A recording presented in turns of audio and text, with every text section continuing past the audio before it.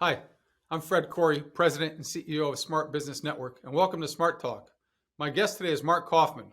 Mark is the founder and executive chairman of Athletico Physical Therapy, which he grew from one location to over 500 locations across the country. Mark, welcome to SmartTalk. Fred, it's good to be with you this morning. Thank you. Mark, we're going to jump right in. Can you please share with me your first experience in business, whether it was when you were a child or a teenager or high school, whenever it was? The first thing I remember doing in small town Iowa was trying to sell garden seeds door to door, which I actually was successful, but I think I made like $3 on the margin. How long did you do that for? I did it for a spring. I remember, it was one of those things that might have been in the back of a comic book or something, but I was young. I think I remember having an easy time with my inventory management at the beginning because I had all of the seeds, but by the end, I had things that no one wanted. But I think ultimately people felt sorry for me and they purchased my last whatever I had. So I was able to sell 100% of the inventory. I haven't told that story ever, I don't think. My That's mom would great. remember. Now, what Yeah. kind of impact do you feel like that had on your career? I'm not sure it did. I never considered myself a salesperson. My wife was a farmer rep, and she's been one of my guiding forces in any department of sales, so to speak, for Athletico. But having I guess some success there, and it wasn't based on anyone I ever knew doing what I did. I guess I had the autonomy to do it, or a little bit of that, what became an entrepreneurial spirit at some point. That's great. Why do you feel you've been so successful with this Athletico physical therapy? The first things that come to my mind, Fred, are the work ethic I received from my parents. I'm a Midwest guy. Not that East Coast, West Coast people can't have strong work ethics, but early to bed, early to rise, kind of thing. And I did not have a business background when I opened the first center in downtown Chicago in 1991. I had worked a couple years for two partners and saw some things they did well and some things not so well, but it gave me ultimately the confidence that if these two could do it, I could do it myself. And again, the goal was to open one center, wasn't to grow it to where we are today. But I just knew that when you start signing a lease, borrowing money, failure is not an option, and so I wasn't going to be outworked. And if I could overcome whatever lack of knowledge and experience through a work ethic or my workload, I could win or be successful in it, and it ultimately worked out. You know, many times when you hear of people's success stories, they often say that there were different key factors that helped them along the way. Was there any particular person in your mind that stood out to you as maybe a mentor or somebody that was in the right place at the right time to help you at a certain crossroads? I think and it's something when I talk to young people, meaning everyone who seems to be younger than me these days, but I talk to them about their personal board of directors. I've never named that for myself, but being willing and open and vulnerable enough to create and leverage those around you who you have questions for, and not, I think the old Mark Kaufman way back then was one that felt he had to figure it out or learn everything or know everything himself versus asking people for help. And I learned fairly quickly that I wasn't going to be an attorney. I wasn't going to be a finance expert or an accountant. I may not be a great salesperson, but I can ask people, to do to leverage those people on how the so-called experts or people in my circle of influence that could help me along the way. And I also paid close attention to what I did do well, and I think that was building relationships, treating patients, ultimately working the field, so to speak, with our athletic outreach program, with the athletic program, schools, affiliations, and things like that. And so I tried to spend as much time as I could with the things I did well and was willing to leverage others for the things I needed to learn. And there were any number of folks that, from my parents to coaches to business associates to a physician friend, kind of sponsor of our wedding. I married a Greek girl, so you have this what they call a sponsor that I married, and so this physician was so encouraging and positive about the opportunity for me when I was, there was a lot of doubt in myself, and so people like that really helped me along the way. Thank you for sharing those very valuable tips. Um, Great insight. Now, obviously, you've had many accomplishments throughout the course of your career. Is there one in particular that stands out in your mind you'd like to share with us? One that I was really proud of for the company, and I consider myself, I like to not necessarily be a shrinking violet, but I like to shrink into the background and let the team be the people that are leading this organization, because we are a forward facing, people facing organization, with our patient care being the most important thing we do, and we're only as good as our last patient visit, so to speak. But the opportunities that I had were created by those around me, and so to look back and try to find one moment that, there's a lot of little stories, but the time where we were named by Advance Rehab Magazine as the company of the year, and they came in and they interviewed. There was a panel that made the decision, and it was a nationwide thing, and we were on the cover. I remember they called us the Midwest powerhouse of physical therapy, and I think at the time we probably had, gosh, Fred, I don't know, 50 locations, and but we were growing, and we were growing methodically and deliberately. And when that magazine came out, and myself and the team were on the cover, and there was a nice story inside, and I thought it reflected well on us, and told the story about, how we grew and what was important to us and our culture. It meant a lot, and it was a reason to celebrate that. The other one quickly was we were named Chicago's business. They have different categories, but the Chicago Tribune does an annual thing, and we applied for it once, and I think we received like the best in training, orientation, onboarding type thing one year, and then we did it again the second year, and we were named the best large size at the time, large business. I think it was a business over 1,000 employees, and that was around 2013, 14, and that was a surprise because I think we're in the top 20 one year, and we went to the reception, and to hear him count down and not hear our name until the final name was called was pretty exciting for the team. Those are both exciting stories to share, especially because the people get a chance to celebrate that with you Yeah, as being a part of the whole overall organization. So congratulations yeah. on that.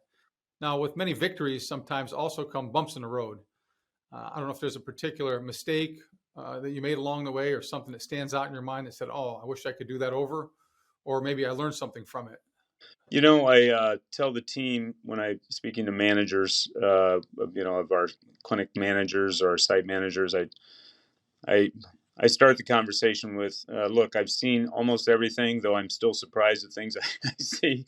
But in 30 plus years, you think you've seen pretty much everything, but there's still some things that come around that you haven't. But I tell them I've made all the mistakes you can make, and the mistakes that you come to mind when you ask me the question are generally around people, where I was a young manager, and I either didn't appreciate people well enough, didn't support them, caught them doing things wrong versus catching them doing things right, which is a cultural shift for us. I think when you make those, uh, the proverbial story, when you make the deposits in your bank account, then you can eventually make a withdrawal. But if you don't make those deposits around showing appreciation and catching people doing things right, there will be times when you need to sit down and have a discussion around something constructive. And if you haven't made those deposits in that relationship, it's probably not going to come off well, because now you are only sitting down when there's something going wrong. And so I focus on that a lot. It's actually fun to catch people doing things right in a company like ours, where so many good things are happening. That hey, we're not perfect. We're always trying to make things better, polish the apple, continuous improvement, whatever you want to call it. But to catch people doing things right is an easy exercise. And too often, I think people like myself take that for granted and think that, hey, that they're doing their job. They should be doing it that way, or they should be giving full effort, or they should be delivering great service. But when it's done, it's done with a certain amount of effort, skill, expertise, experience, what have you. And there's a lot of people that don't call upon all those resources on a regular basis to deliver their very best. So you should recognize it and appreciate it. And when I think about maybe it's someone that left the company over the years or wasn't promoted appropriately or what have you, that's what I think about when you ask that question, is the times where I just simply wasn't the manager I wanted to be, and or leader. And so I live with that and try to improve. You mentioned growing up in Iowa and having that those Midwest values, and one of them is work ethic. Have you ever had any issues along the way with work-life balance, of being consumed with this company, where it really affected your personal life, maybe, and you had to have a shift? Maybe there was an aha moment, even. Yeah. There's been probably a few of those. The one that the biggest one where I really had to uh, kind of regroup, I guess, was we were growing. It was we were probably, I would say it's around 2003 or four, so we're 12 years into the business. And what was happening was we grown to about 25 to 40 centers. I don't know the exact moment. I had a medical thing. I had a back surgery in '03. That kind of woke me up a little bit myself. I had a back that I couldn't take care of my own on my own as a physical therapist, and so I was seeing a little chink in the armor there.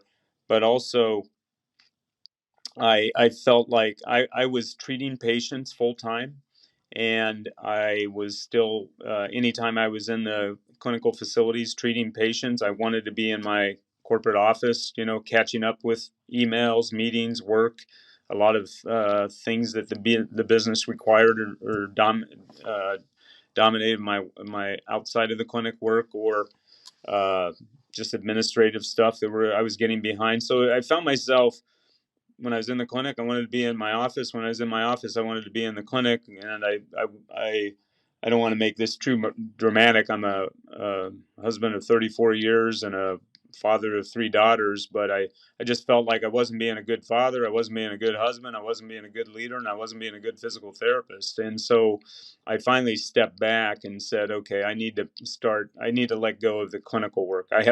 We have plenty of young men and women that are better physical therapists than me. I just loved being in the clinic, working with patients, and it was more of an ego pride thing, I think, than anything.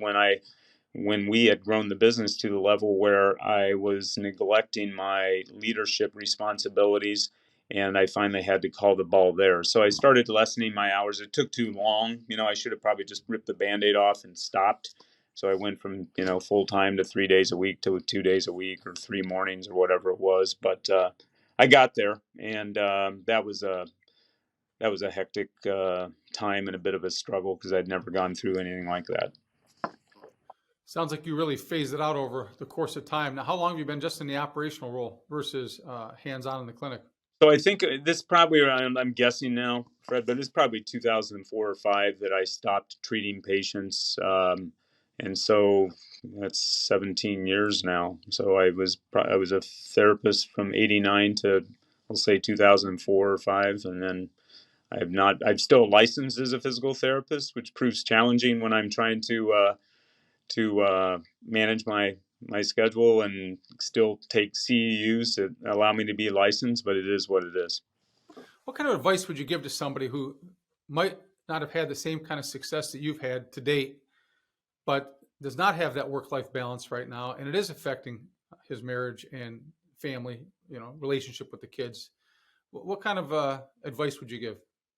The thing that I've learned, and it was taught to me, it wasn't something I just picked up naturally, was the attribute, or the characteristic, or the skill of being present. And if I was talking to a group or a fellow leader or a new manager, I would just ask him, rank yourself 0 to 10, 5 stars, 4 stars, whatever you want, on your level of presence when you are at work, when you're at home, when you're at your kids' activities, when you're at meeting with a person like yourself, or when you're in with that most important interface we have, the one between the patient and the therapist.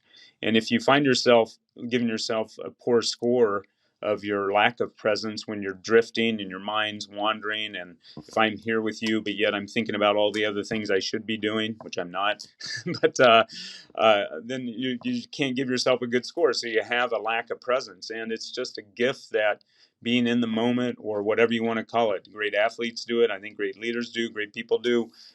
Great employees do. That they are fully present. That the patient knows that they are fully attentive to their needs, or that I'm fully engaged with you during this interview, or whatever it is during a meeting, that you're not drifting or checking your phone or what have you. And so, when you score yourself on your level of presence, I think that provides a good backdrop on your work-life balance and where you are. Because if you aren't able to be, if you're not able to be present because you're all over the place, that's telling you got to make some changes and adjustments.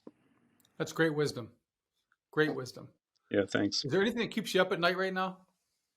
Oh gosh, I'm Fred. I'm hardwired to when you do the personality profiles, I'm kind of I think I'm called the loyal skeptic on the Enneagram scale. Meaning I'm always waking up. I wake up with I joke, but it's not far from the truth. I joke that I wake up every morning figuring out what's going to go wrong with my day, and so that's a heck of a way to live, And I have to work to shift to, like, what good could come out of today? How much fun can I have today? What gifts will I be given today?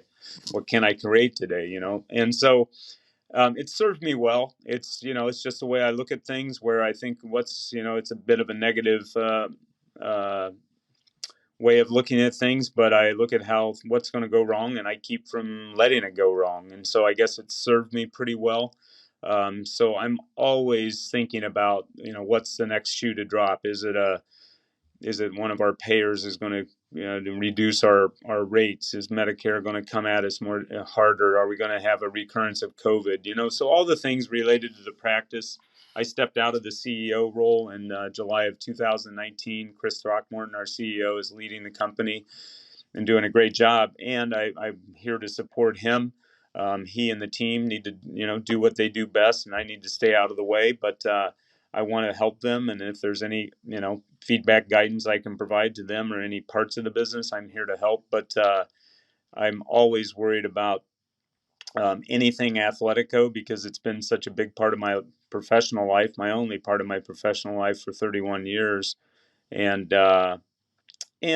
just being. I think the next thing for me is just being able to do a better job, kind of like I told you about stepping out of the clinic, is just letting go more and more.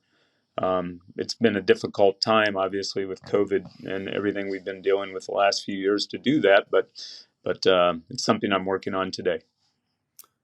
One final question I'd like to ask you. How would you define the difference between success and significance? Mm. The word legacy comes to mind. You can define success any number of ways. Personal happiness, level, your bank accounts, your investments. What treasures you have, I guess. Significance, that's a good one. Kind of what's your epitaph going to be, or what legacy you're going to leave behind. I think of kids, people who've worked with me, people who said they've learned something from me. Changes Athletico's made in the physical therapy field, and how we've gone from one center in 1991 to over 900 now in 25 states overall, is it's magnificent. It's a tribute to our employees. So I'm very proud of what we've been able to accomplish, and we're not done yet. But I've on the significance level, I wanted the brand Athletico to go on well beyond me, and meaning after my days are gone, I'm no longer here, I'd love to, see that be out there, that we are still a leading provider of the services that we, do on a day in, day out basis. So I think more of that. I haven't thought about significance. I guess I've thought in terms of legacy at times, though quickly approaching 58. I uh, I haven't probably dwelled on that enough, but maybe I should. Thank you. Thanks, Mark, for sharing the insight that you shared with us today. I appreciate it very much, and best wishes and future success. Hey, Fred, it was a delight to be with you today. I really appreciate the time and you reaching out. Thank you.